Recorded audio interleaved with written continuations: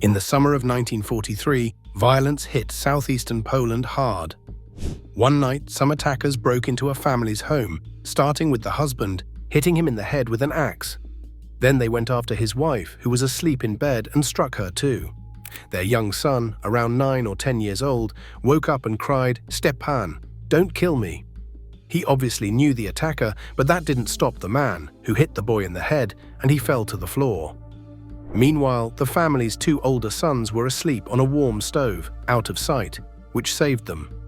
The attackers were Ukrainian nationalists and their victims a Polish family. This terrible night was part of the Volhynian massacres, a brutal series of events during World War II that left deep scars in Polish-Ukrainian history. But incredibly, after nearly 80 years, the situation has changed completely. The 2022 Russian invasion of Ukraine brought Poland and Ukraine together as strong allies. Today, Poland stands firmly with Ukraine, providing billions in supplies, equipment, and weapons to support Ukraine's fight against Russia. This turnaround is something the survivors of those tragic times probably never thought possible. For people who lived through those horrors, seeing Poland and Ukraine united would be nothing short of amazing.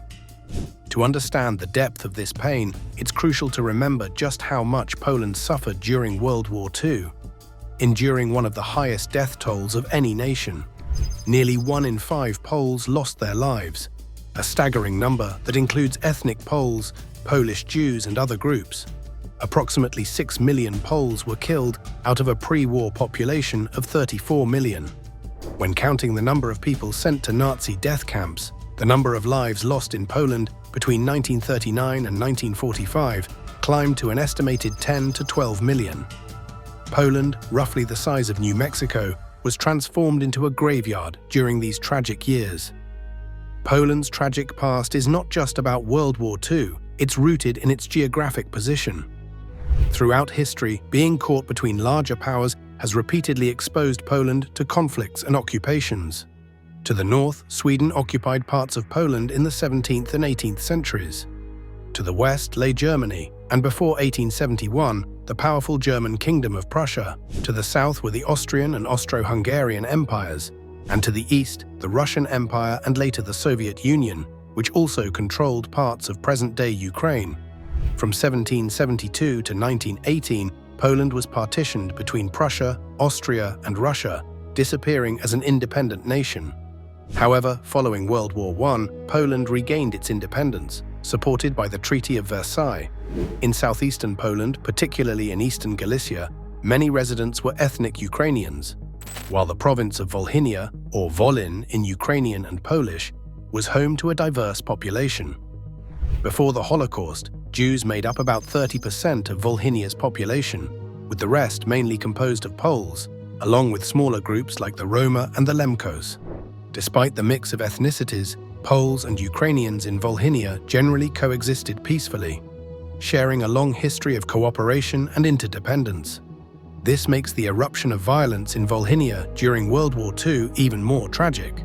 Sadly, as World War II intensified, so did ethnic tensions. Ukrainian nationalists, determined to create an independent Ukraine, targeted Polish communities in Volhynia, leading to a wave of brutal massacres and displacements. Entire families were wiped out and villages destroyed, in what came to be known as the Volhynian massacres.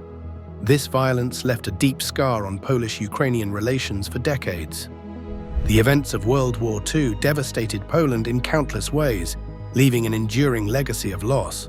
But over the decades, healing and reconciliation slowly took root, culminating in the surprising unity seen between Poland and Ukraine today. In a significant gesture, the President of Ukraine recently acknowledged the suffering of Polish civilians in Volhynia during World War II, marking a meaningful step toward reconciling their shared past. In the early days of September 1939, Hitler's forces launched an invasion of Poland from the west. Just over 2 weeks later, Stalin commanded the Soviet Red Army to occupy eastern Poland. Caught between 2 powerful and aggressive forces, Poland stood little chance of defense. In eastern Poland, the Soviet troops targeted influential Polish figures. Intellectuals, teachers, doctors, bureaucrats, captured soldiers, and prominent nationalists.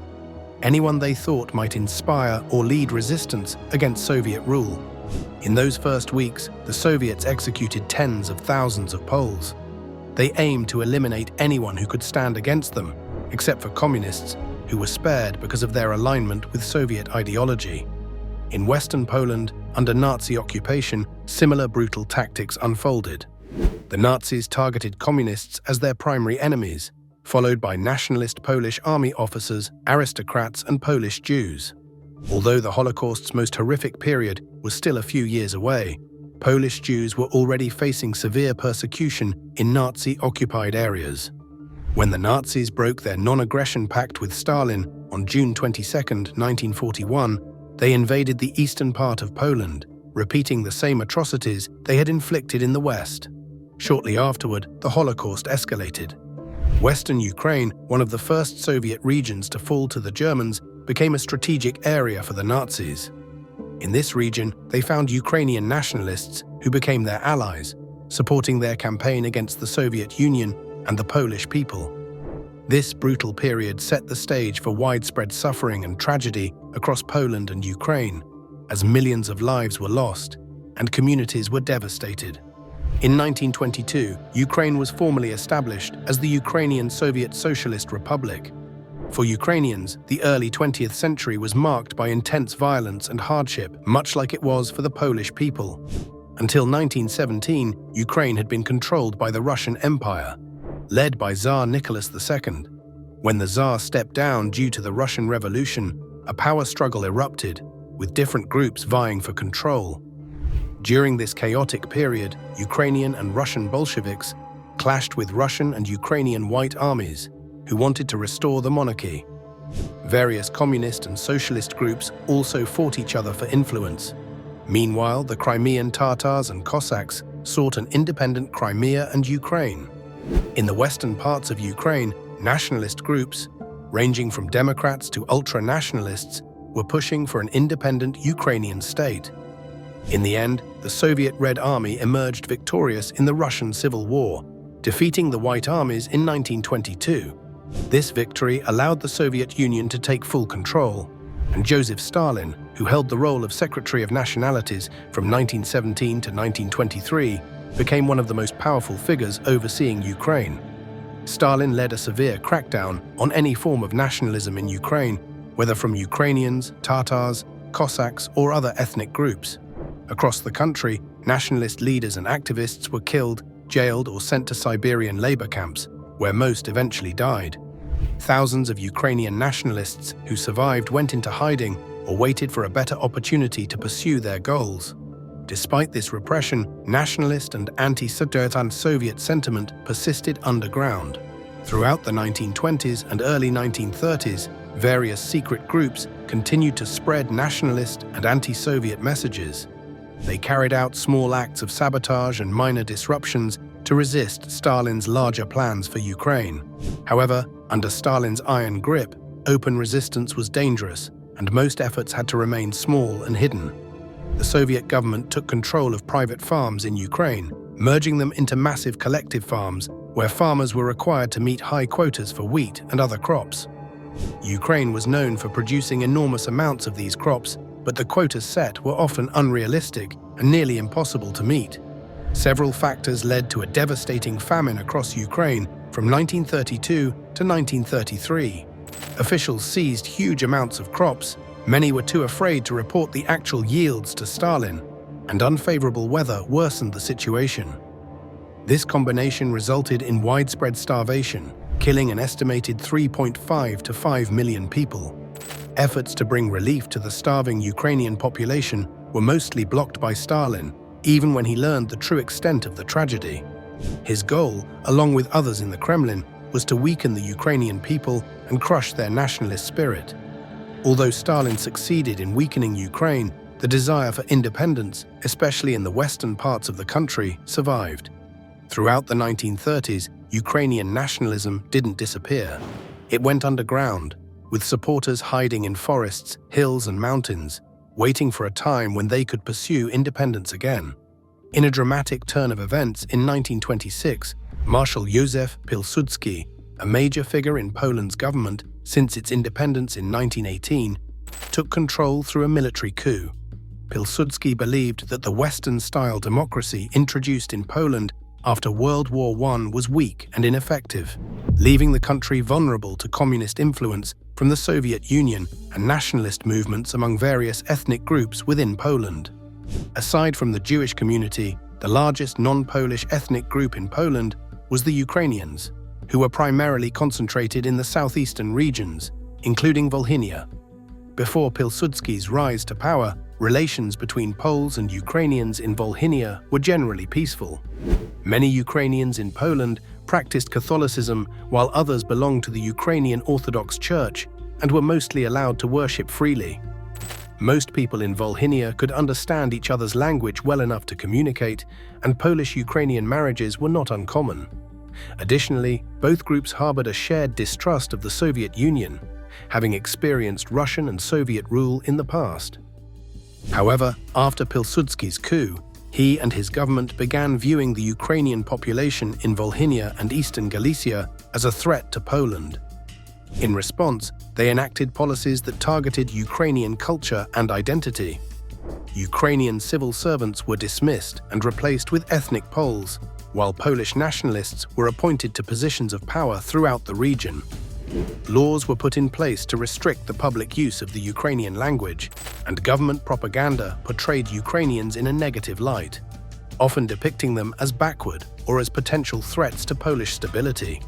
From 1926 to 1939, the Ukrainians in southeastern Poland faced increasing levels of discrimination. The government's portrayal of them as a potential fifth column heightened tensions, suggesting they were either plotting to separate from Poland or aligning with the Ukrainian Soviet Republic. While Pilsudski and his government were fiercely anti-communist, they perceived Ukrainian nationalists as a risk, even though the vast majority of Polish Ukrainians had no interest in joining the Soviet Union. Nonetheless, the Polish government's fear of communism slowly began to drive a wedge between Polish and Ukrainian neighbors in Volhynia. When the Soviet Union invaded eastern Poland in 1939, the Red Army and the Soviet secret police cracked down on any movements or ideas supporting Ukrainian autonomy. However, they couldn't completely dismantle the Organization of Ukrainian Nationalists, OUN, which had retreated to the forests of Ukraine and Volhynia to avoid detection. The OUN's history is complex, but by the start of World War II, it had split into two main factions: OUN-M, led by Andriy Melnik, and OUN-B, led by Stepan Bandera. While both factions sought Ukrainian independence, the OUN-B grew stronger and gained more influence as repression from both Polish and Soviet authorities continued. Stepan Bandera's legacy is complicated. During World War II, he and his followers cooperated with the Nazis, hoping this alliance would help them achieve independence for Ukraine. Although the movement eventually turned against the Nazis, Bandera's followers committed violent acts against both Polish and Soviet populations, which remains a source of contention today. Some Ukrainians regard Bandera as a key figure in the pro-independence movement, recognizing his role in the long struggle for Ukrainian autonomy, even if they condemn the violent methods his group used. Bandera's legacy has left a lasting impression, especially as Ukraine only achieved full independence in 1991 and has since had to defend this sovereignty, notably during the current conflict with Russia. Although Bandera's name stirs mixed feelings, many Ukrainians remember him as a symbol of the desire for freedom and independence, reflecting the complex history of Ukrainian nationalism and resistance that stretches back over a century. A smaller group of Ukrainians supported Stepan Bandera, primarily ultra-nationalists with extreme and often neo-fascist beliefs. Today, most Ukrainians disapprove of Bandera, seeing him as an anti-Semite and Nazi collaborator whose actions brought shame to their people. Bandera and his faction, known as OUN-B, called for an independent Ukraine, which included regions like Volhynia, where ethnic Ukrainians made up the majority. He held extreme anti-Semitic views, believing that Jews and other ethnic groups should be driven out or eliminated from what he considered Ukrainian territory. When Nazi Germany invaded the Soviet Union in June 1941, they saw Ukrainian nationalists from both OUN groups as useful allies, not only in their fight against the Soviet regime, but also in their plans to eliminate the Jewish population in Ukraine. Both factions of the OUN pushed for a Ukraine free of non-Ukrainians, though some believed that this goal could be achieved through a mix of negotiation, pressure, and the threat of violence to force people out of Ukraine. Nonetheless, anti-Semitism was widespread among both OUN factions and much of the Ukrainian population at that time. As the Germans began the mass extermination of Jews on Ukrainian soil, known as the Holocaust by bullets, carried out by Nazi SS Einsatzgruppen, or Special Action Squads, the OUN saw an opportunity to rid Ukraine of its Jewish population. Members of the OUN and other Ukrainian militias collaborated with the Nazis, helping to locate, deport, and execute Jews by the hundreds of thousands. In Volhynia alone, Ukrainians working with the Nazis were involved in the deaths of an estimated 200,000 Jews, earning a reputation for brutality that even shocked some German officers. Historians believe that the experiences of these Ukrainian collaborators, including those who later served as guards in extermination camps like Treblinka, desensitized them to human suffering. Exposed to extreme violence, many became numb to the horrors they inflicted. This brutalization, combined with the anti-Polish sentiments that had been growing since Pilsudski's coup and the rise of fascism across Europe, further fueled the violence. Members of the OUNB and other Ukrainian nationalist groups had, by 1943, fully embraced the belief that all non-Ukrainians on what they regarded as Ukrainian land needed to be removed. In July of that year, Hitler's forces suffered a major defeat at Kursk due to a large Soviet counterattack. After this battle, it became clear to many that Nazi Germany was likely to lose the war. Throughout the summer and into the fall, Soviet forces steadily pushed the Germans back, advancing into Ukraine and heading toward Poland. With Soviet control looming once again, Bandera and the other hardliners in the OUN felt they needed to act quickly to establish an independent Ukrainian state. They wanted to establish a government and proclaim an independent Ukraine, including areas like Volhynia. The Nazis, by this time, had already eliminated most of Ukraine's Jewish population, and as the German forces advanced in 1941 and 1942, Stalin had deported the Crimean Tatars to Siberia, fearing they might ally with the Nazis and push for independence. This meant that Western Ukraine, especially Volhynia, had few remaining non-Ukrainian groups to resist an independent Ukrainian claim. In the eastern part of Ukraine, the population was more mixed, including both ethnic Ukrainians and Russians. Bandera and the OUN leaders knew that if they were to create an independent nation, they would need to establish it in the West, with Volhynia as part of this new Ukrainian state. To achieve this, the OUN's military branch, the Ukrainian Insurgent Army, UPA, began a campaign of violent attacks, which Poles refer to as genocide, targeting Polish communities in Volhynia. Large groups of armed men, and sometimes women, began raiding Polish villages with the intent of driving the Polish population out. By this point, many of the fighters involved had already witnessed or participated in mass killings during the war. For them, killing had become a routine activity. Studies in psychology and sociology reveal that, in situations like these, prolonged exposure to violence and a sense of hatred or perceived injustice can lead some individuals to take pleasure in killing. When approved by their leaders and society, several people start to see it as a form of entertainment or even sport. For some, the violence becomes addictive, leading them to seek out more brutal acts. The killings in Volhynia were exceptionally horrific, driven by deep-seated hatred and a relentless campaign to establish dominance over the territory. The brutality and methods used in these attacks were beyond belief, turning a political aim into a wave of senseless violence. Inspired by OUN propaganda and fueled by memories of pre-war Polish policies, the OUNB, UPA, and groups of Ukrainian villagers moved through the countryside from late 1943 into the summer of 1944, hunting down Poles and any remaining Jews.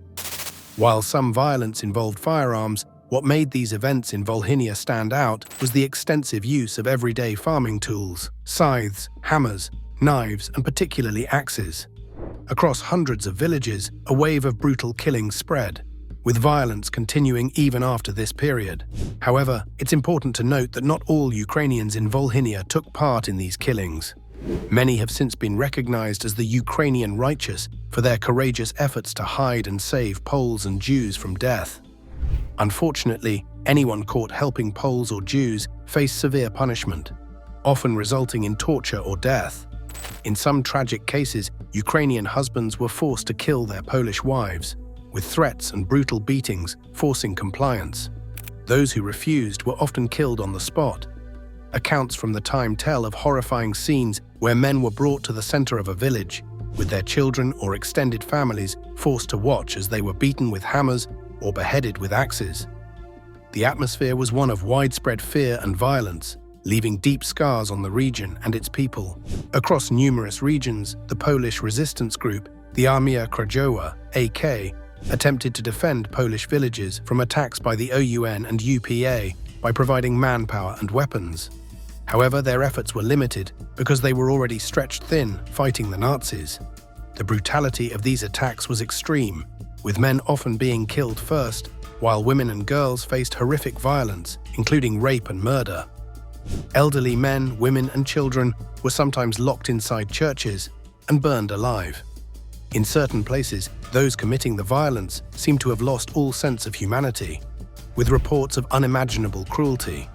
People's eyes were gouged out, babies were torn apart, unborn children were cut from their mothers, and others were burned alive. The list of horrors was seemingly endless. At that time, most German forces in the region were rear echelon soldiers, older men who had orders not to intervene. Surprisingly, there are several accounts of German soldiers actually helping Polish civilians escape or survive these attacks. As the Soviet Red Army advanced, retaking parts of Ukraine and Poland, they recognized that the situation in Volhynia could spiral out of control. By 1945, the Polish AK had grown strong enough to challenge Soviet troops, and Polish militias were also attacking the OUN forces. By the end of the war, the violence in Volhynia had become a tragic cycle of revenge. Although the OUN and UPA were responsible for most of the killings, Polish militias also retaliated against Ukrainian villages with similar brutality. This dark chapter of history still stirs strong feelings in Poland and, to some extent, in Ukraine. Accurate estimates of the death toll are challenging, but historians generally believe that over 100,000 Poles and around 15,000 Ukrainians lost their lives in these conflicts. What finally stopped the violence was the arrival of the Red Army and the agreements made at the Yalta Conference in February 1945, where Stalin, Churchill, and Roosevelt met to decide post-war borders. Poland's borders were shifted westward, taking some German territory, while the Soviets annexed part of eastern Poland, including Volhynia, into Ukraine. The remaining Poles in Volhynia were either relocated to Poland or sent to Siberia, and today Poles make up less than 1% of Ukraine's population. On January 23, 2023, Ukrainian President Volodymyr Zelensky and Polish President Andrzej Duda met in Lviv, a city that was once part of Poland, to discuss Poland's military support for Ukraine. During their visit, they paused at a church to honor the victims of what Poles refer to as genocide, which many Ukrainians view as ethnic cleansing. The history of Poland and Ukraine is filled with deep wounds and painful memories. Yet today, these two nations stand united, showing the world that even the darkest chapters can lead to understanding and solidarity. The tragedies of the past may never be forgotten, but they remind us of the power of resilience, forgiveness, and the shared hope for a peaceful future.